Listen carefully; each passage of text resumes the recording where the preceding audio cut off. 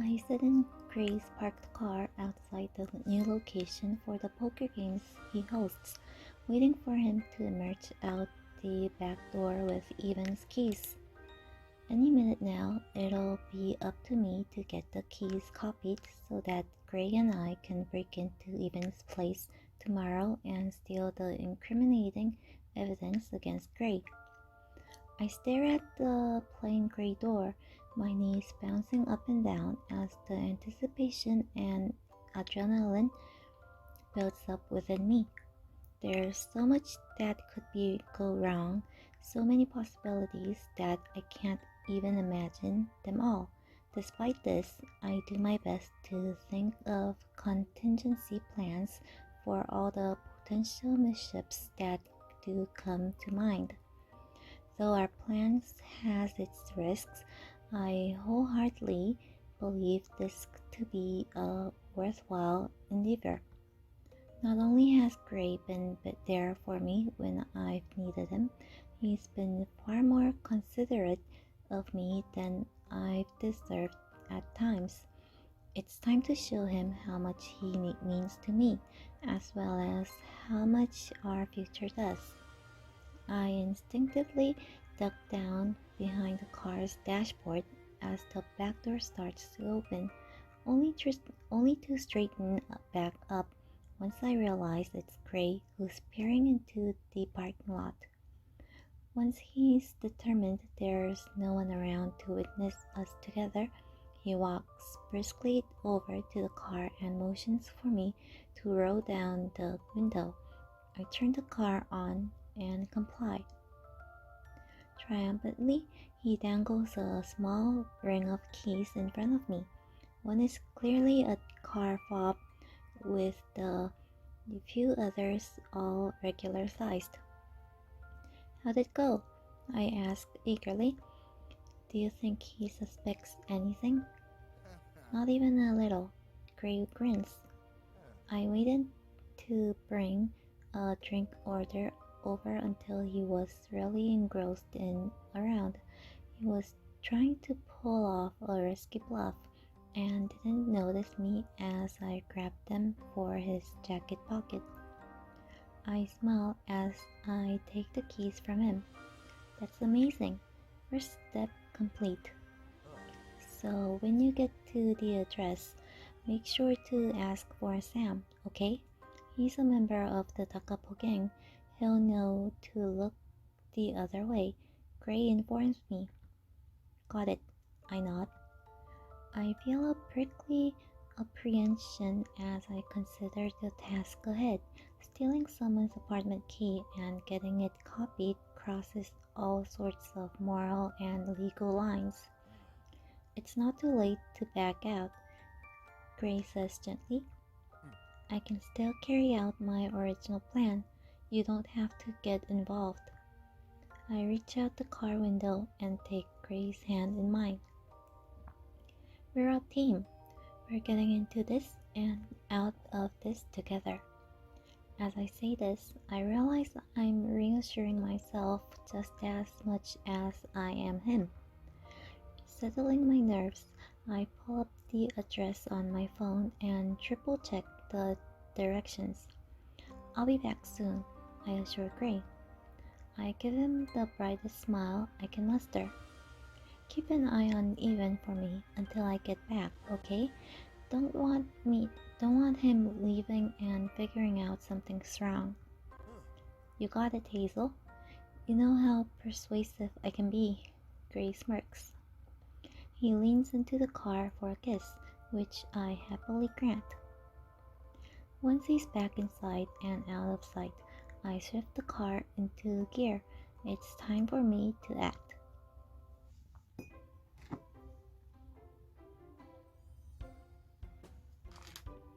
As I walk into the store with Evan's keys in hand, the lone employee at the counter greets me.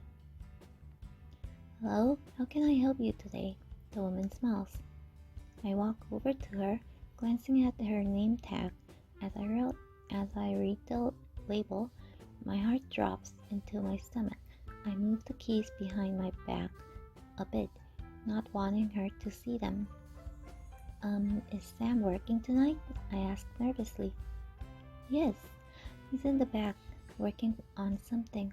I'm sure I can help you with whatever you need. If you'd like to tell me what you're looking for. Though this woman is perfectly polite and professional, I rack my brain thinking of what to say to dismiss her. I'd like to speak with him, if you don't mind. He's a friend of a friend. The polite smile I shoot her is straightened with effort. Hopefully, she'll go and get Sam without asking any more questions. Oh, of course. Give me one moment. I'll fetch him for you. I sigh in relief after she disappears through a door marked Employees Only, loosening my grip on the keys slightly. A minute or two later, a young and lanky man emerges from the same door. I immediately recognize him as one of the couples that showed up at the bar the night Gray called everyone together to see who could help with sewing clothes for workweek wear. Nice to see you again, I say with a relieved smile, though we weren't formally introduced last time. I'm not one for formality, Sam says, shrugging. I'm guessing the Phantom told you who I am, and I sure as hell remember whose Angel is.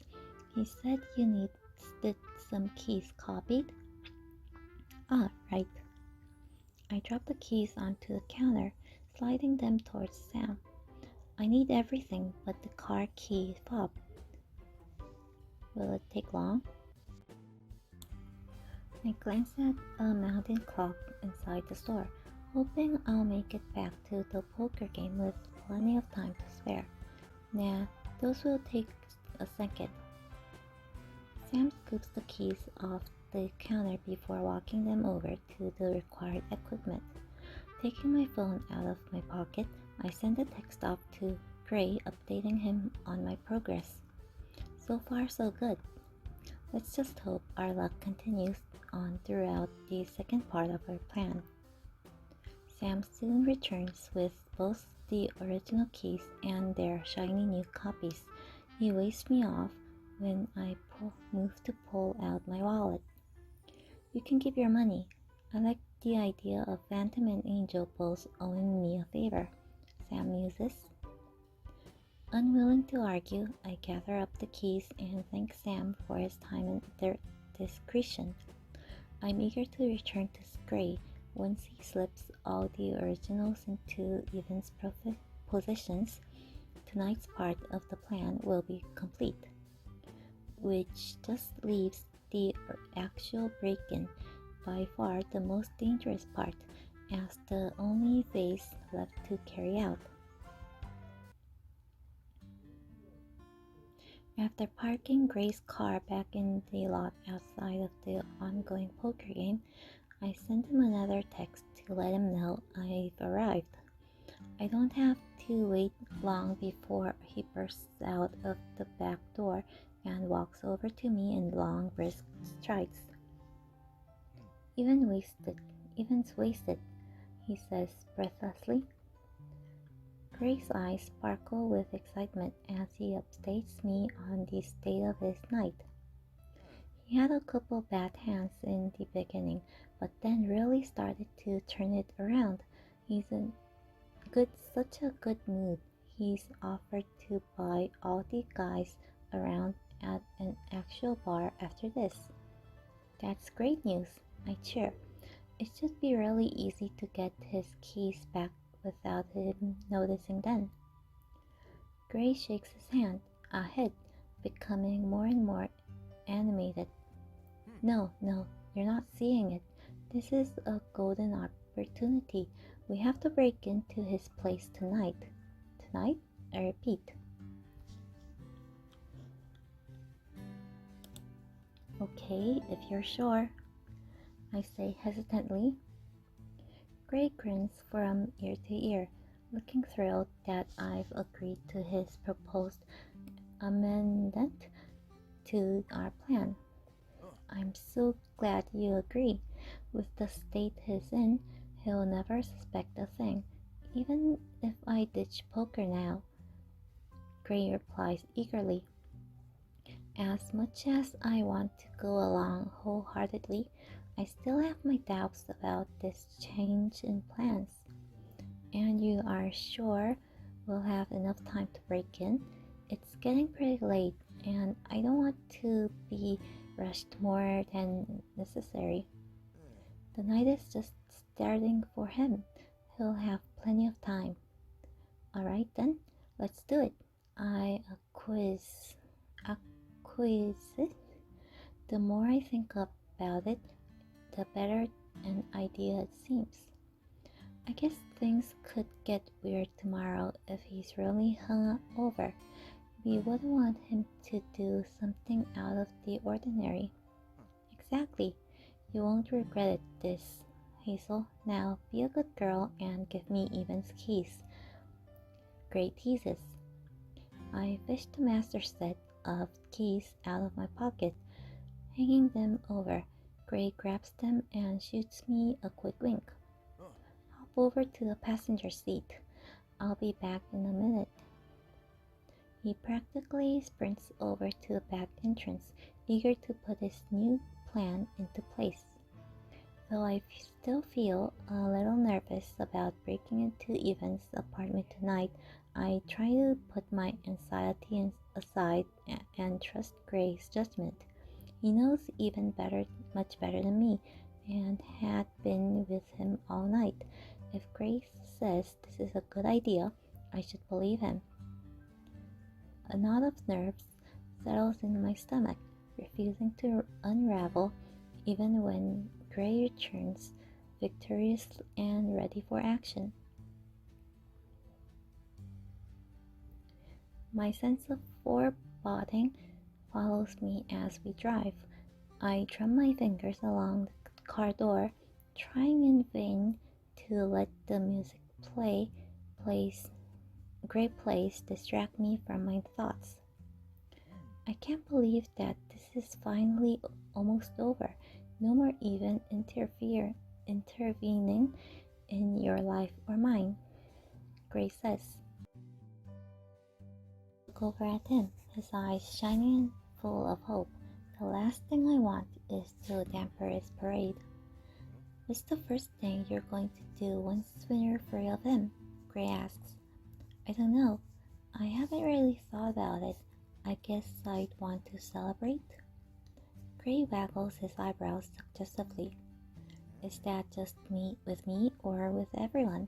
'Cause I have plenty of plans on how to give you a night to remember. I was imagining the four of us, you, me, Sarah, and Jed.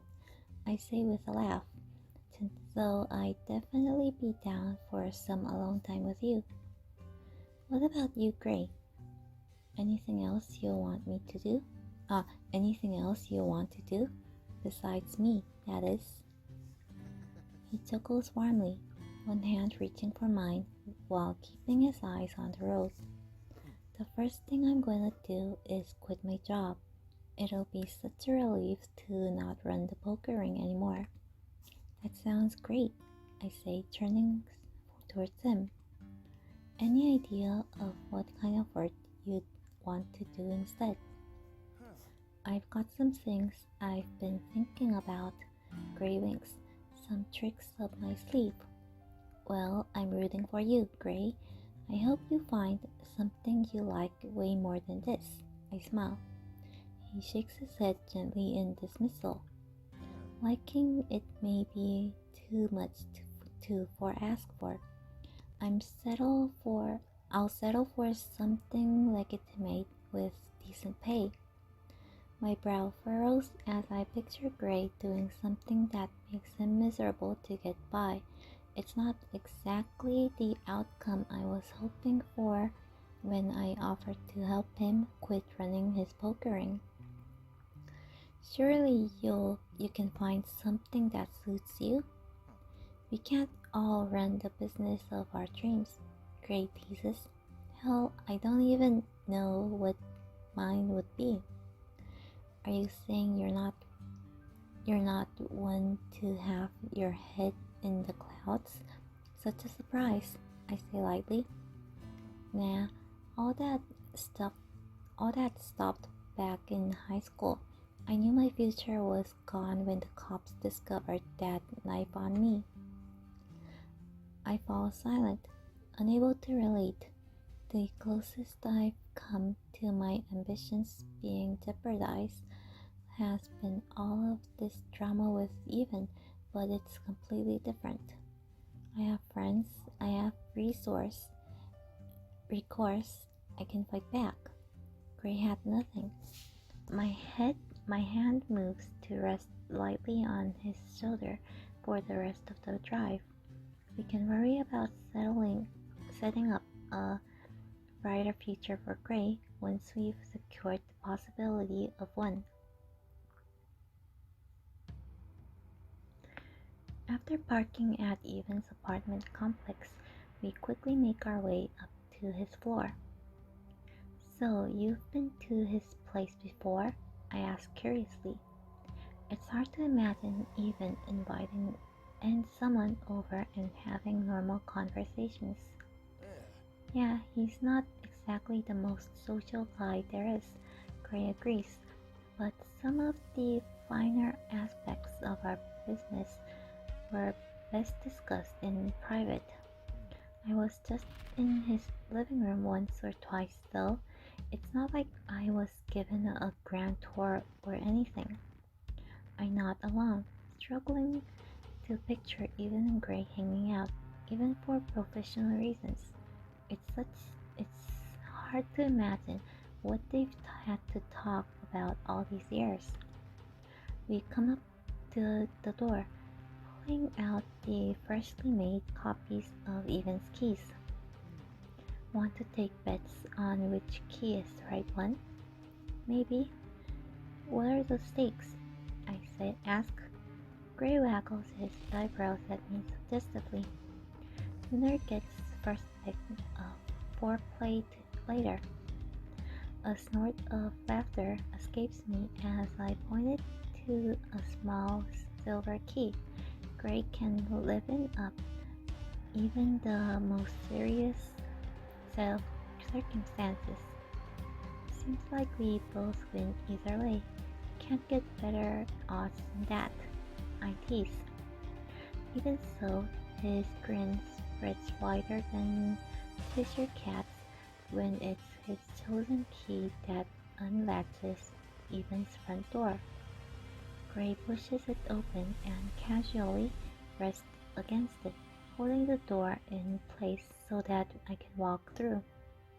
Looks like it's the dealer's choice tonight. Good.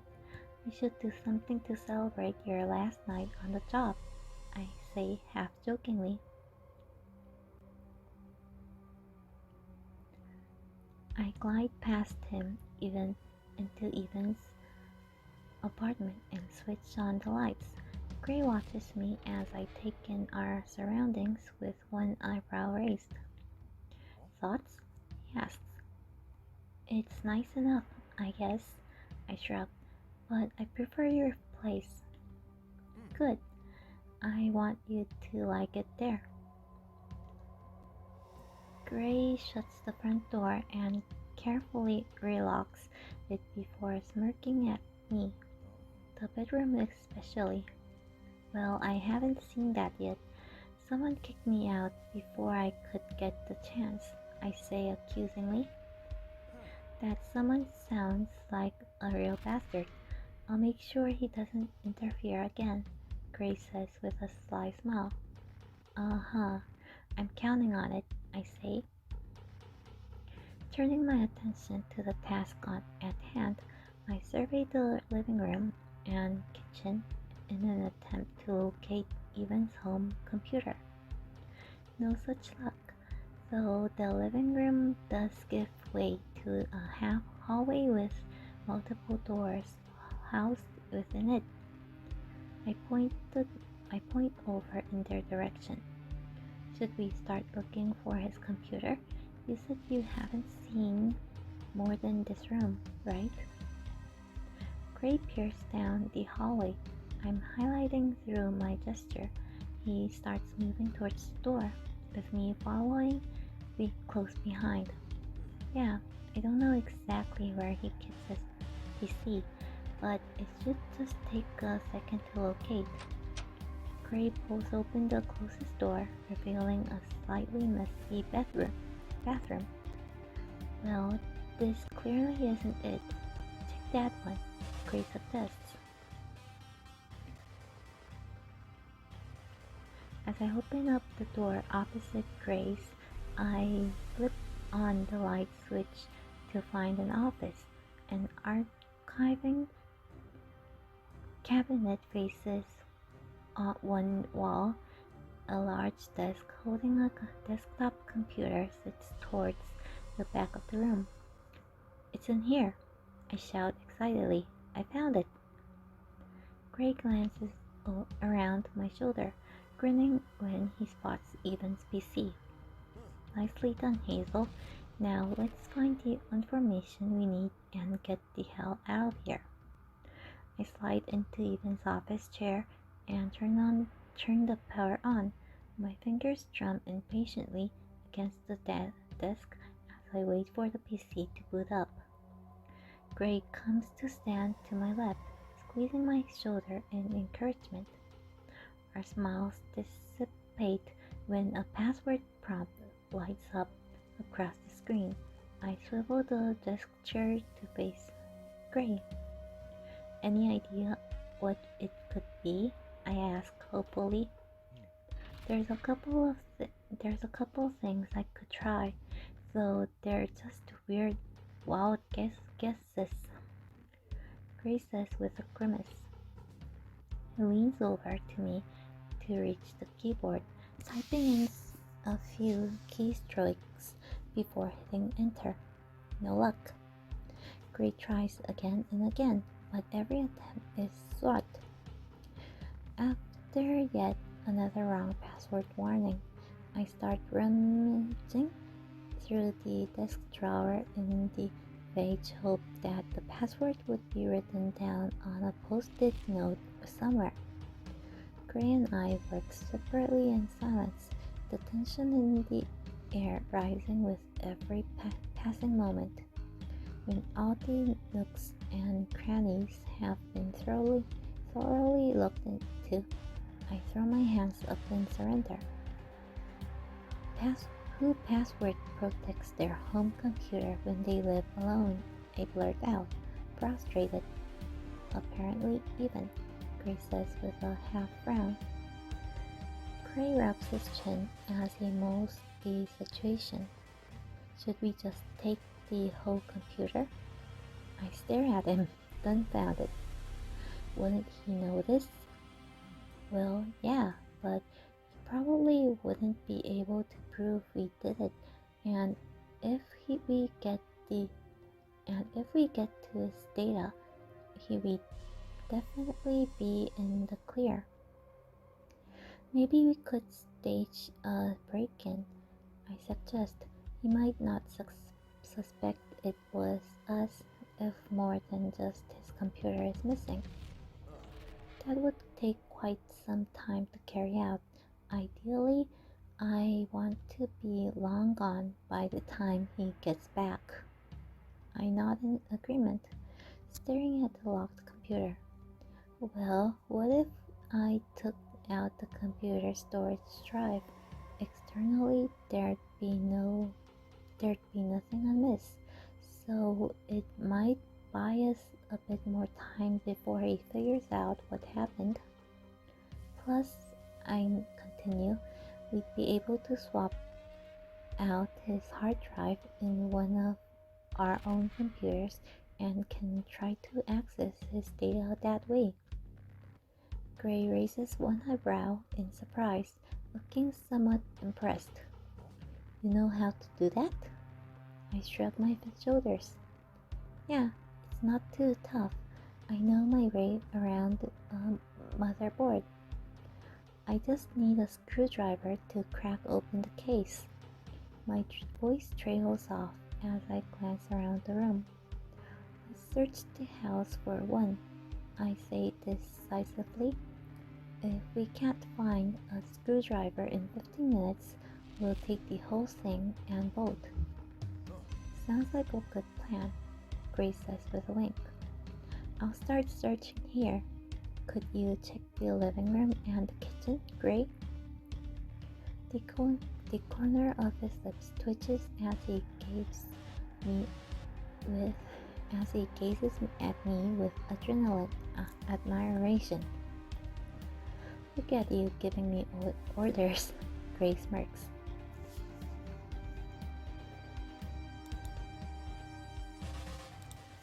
The tables have turned, I tease. Gray crosses his arms over his chest, looking amused. So they have. Remind me to set things right when we get home tonight, Hazel. And if I forget? I ask innocently. Gray's eyes flash. Though I know I'm flirting with danger, I love the dark look Gray gets when he's yearning to take control. That the urge to push his buttons is overwhelming at times. Even if you do, I promise I won't. A thrill runs through my body at the thought of having his full focus on me. I'll look forward to you setting the record straight, then, I say, telling me what to do, teaching me all I need to know. Gray grins at me as he heads out the office door. Good, you won't be disappointed. After taking a moment to refocus on the task at hand, I start rummaging through various drawers and cabinets around the room. About 10 minutes later, Gray returns triumphant. He hands me an adjustable screwdriver with its corresponding pieces. There was a toolbox underneath the kitchen sink, Gray explains. I take the tool from him, excited to get started. This is perfect, I exclaim. All I found was a filing cabinet in that piece of furniture over there. Surprised people our age have those. Yeah, Grace says, frowning. He glances over my shoulder, his eyes locking on the small container I found tucked inside of some wooden cabinetry. Maybe I'll check that out while you handle his computer. Make sure he doesn't have physical copies of my past as well. I look around the room for metal objects, needing to ground myself and remove the excess electricity from my fingers before touching delicate electronics. That's a good idea, I reply absent-mindedly. After tapping some metal and disconnecting the power cord from Evan's PC, I prepare to start. I lift up the computer, laying it down on the desk in front of me. I take a deep breath, calming myself down as I prepare to start. All is quiet, save for Gray rustling of papers a few feet from me. I can do this. But before I can start, I hear the unmistakable sound of a lock unlatching and the front door swinging open. Light floods through the bottom of the door to Evan's office. The light switch in the living room must have been turned on. Someone is home,